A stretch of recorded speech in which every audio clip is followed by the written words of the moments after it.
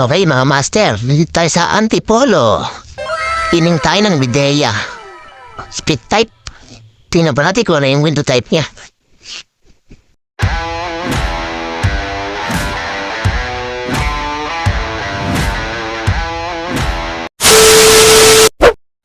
Okay mga master.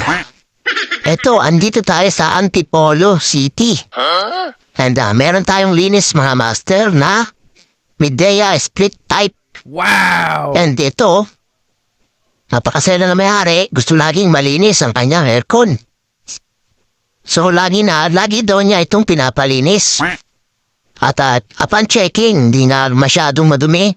Pero ang daming tama ng pins mga master. So panoodin niyo na lang itong video natin.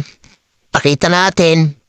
Lalo sa outdoor unit, itong pagbabaklas natin, hindi na natin napakita.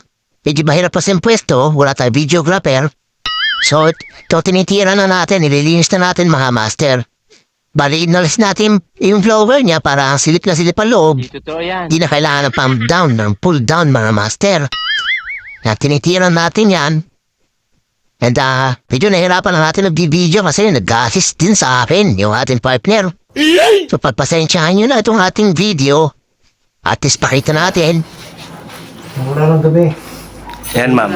Hanggang likod. Hindi mo na kailangan i-pull down. Oo nga eh, sabi ko, pull down ko kaya kasi ang dali ng pader. Ganun lang pala, ano, isabit.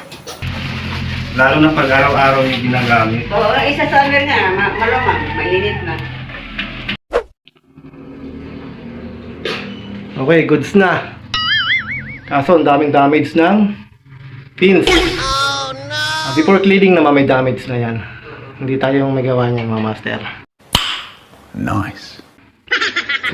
Tapos likod naman tayo sa outdoor. Mekas mo na yan, Inson. Very good. Mic lang video lang. Ano pangalan ang page mo? Ang channel ko po ay airconputerTV. airconputerTV. Opo. Tapos kasama ko si Aircon Cleaner. Wait lang. Ito ay Midea. Yes, Midea. Outdoor na tayo mga master. At indoor natin gusto naman ng ating customer yung ating cleaning. Sana lahat magustuhan. Damn! So linisin natin to, hindi po masyadong madumi. Gusto lang naman kasi laging nanilinis. Kasi naka-allergy daw si ma'am. May years na rin to. Sabi ni mama. What? Okay. Yung kanyang pins.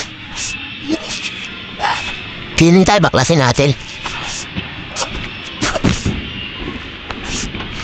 Okay. So, okay na. Nakalasta natin ito, mga master. Nice. Yung cover niya. At yung kanyang condenser. So, wala nang dahilan para hindi malinis na maayos. Silip na silip at dukot na dukot. Itong ating inverter board, pwede natin kalasin yan. So, ito rin balutan na lang. Sa balutan natin, o pinakalasin, depende sa atin kung ano gusto.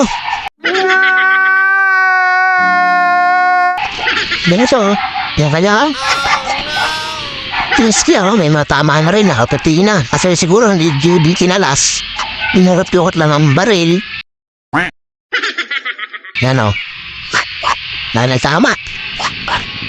So, maganda talaga kinakalas. Matagal pero sulit naman, solid. So ito, inayuwas ko na lang, nilayo ko na lang dito sa kanyang frame. Tsaka ipamparati na plastic. Malis natin maayos. So ito, print na tayo. Ang laki ng damage siya mga master, no?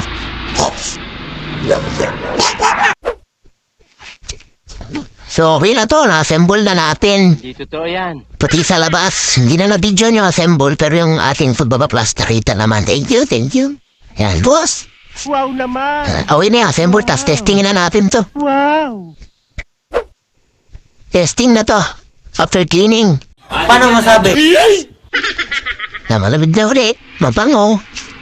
Saka wala na alikabok syempre. Yan importante. Kasi yung ating customer ay may allergic rhinitis. Ginagawa mo. Kailangan malinis. Kailangan malinis. Puso nga yan, one month eh.